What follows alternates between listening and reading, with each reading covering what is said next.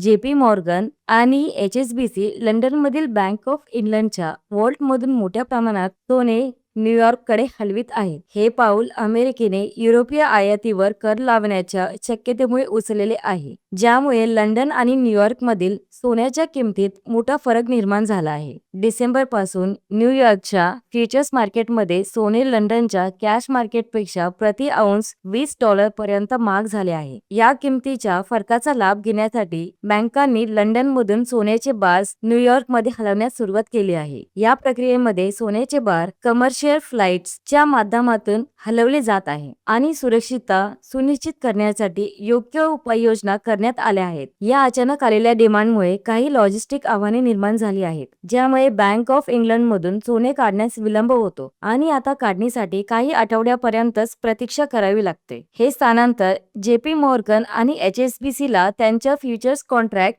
चे उत्तम व्यवस्थापन करण्यास आणि दोन बाजारांमधील किंमत फरकामुळे होणारे संभाव्य नुकसान कमी करण्यास मदत करते. तथापि, सोन्याच्या काढणीसाठी वाढलेल्या मागणीमुळे बँक ऑफ इंग्लंडच्या क्षमतेवर ताण आला आहे, ज्यामुळे काढणी प्रक्रियेतील वेळ वाढला आहे आणि मोठ्या प्रमाणात सोन्याच्या हस्तांतरणाची गुंतागुंत दर्शवली आहे.